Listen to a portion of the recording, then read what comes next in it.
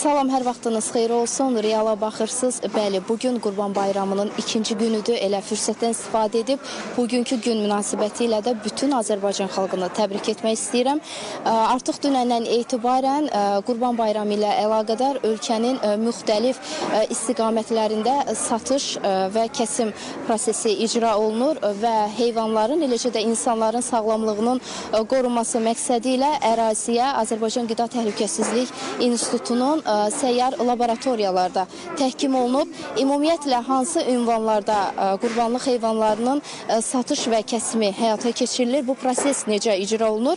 Bütün bunlarla bağlı bizə daha ətraflı məlumatı Azərbaycan Qida Təhlükəsizliyi İnstitutunun şöbə müdürü Rəşad Mehdizadə verəcək.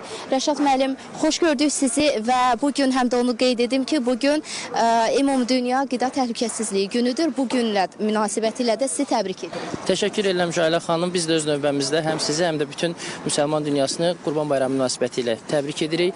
Bəli, sizin də vurğuladığınız kimi dünəndən etibarən vətəndaşlarımız təhlükəsiz ət və ət məhsulları ilə təmin olunması məqsədi ilə Qida Təhlükəsizliyi Agentliyi tərəfindən elan olunan 135 ünvanda qurbanlıq heyvanların alışı və kəsim xidmətlərindən yararlana bilirlər. Dünən olduğu kimi bugün də gördüyünüz kimi vətəndaşlarımız həmin ünvanlardan birindədirlər. Bugün biz Yasamal rayonu ərazisində yerləşən müvəqqəti kəsim çadırının ərazisindəyik. Bu əraziyə Qida Təhlükəsizliyi İnstitutunun səyyar laboratoriyası da təhkim olunub. Vətəndaşlarımız rahatlıqla öz heyvanlarını aldıqdan sonra kəsim üçün yönləndirilir. Kəsim zamanı əgər Qida Təhlükəsizliyi Agentliyinin baytarlıq müfəttişində onun sağlamlığı ilə bağlı hər hansısa bir şübhə yaranarsa, onun daxili orqanlarından nümunələr götürülərək Qida Təhlükəsizliyi İnstitutunun səyyar laboratoriyasına təqdim olunur. Həmin laboratoriyada da bütün növ qida təhlükəsizliyi, heyvan sağlamlığı və biotəhlükəsizliyin təmin olunması üçün lazım olan avadanlıqlarla təchiz olunub.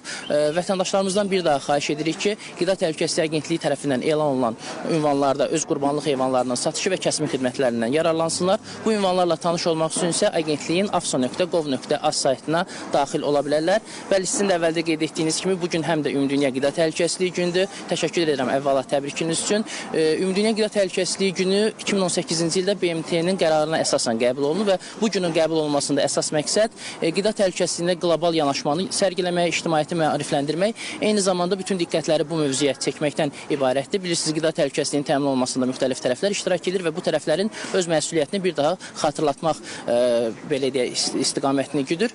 Bu hər il müxtəlif şüarlarla bugün keçirilir və bugünkü şüar isə qida təhlükəsizliyi elm fəaliyyətdədir şüarıdır.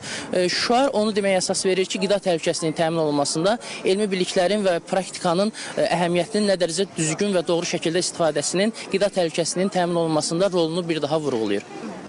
Rəşad müəllim, işğaldan azad edilmiş ərazilərdə də ət kəsimi həyata keçirilir. Bəli, 135 ünvanda eyni zamanda işğaldan azad olunmuş ərazilər də daxildir. Cəbrayılda, Şuşada, Talış rayonunun, Ağdərə rayonunun Talış kəndində və digər işğaldan azad olmuş ərazilərdə Qida Təhlükəsizliyi Agentliyi ilə razılaşdırmaqla səyyar kəsim çadırları quraşdırılıb və ilk dəfə olaraq Cəbrayıla Qida Təhlükəsizliyi İnstitutunun səyyar laboratoriyası da təhkim olunub ki, orada da bütün bu proseslər uğurla icra olunmaqdadır. Çox təşəkkür edirəm Rəşad müəllim. Bəli, xatırladım ki, mənim müsahibim Azərbaycan Qida Təhlükəsizliyi İnstitutunun şöbə müdürü Rəşad Mehdizadə idi. O bizə qurbanlıq heyvanlarının satışı və kəsimi ilə bağlı daha ətraflı məlumatı verdi. Sizsə Realı izləməkdə qalın.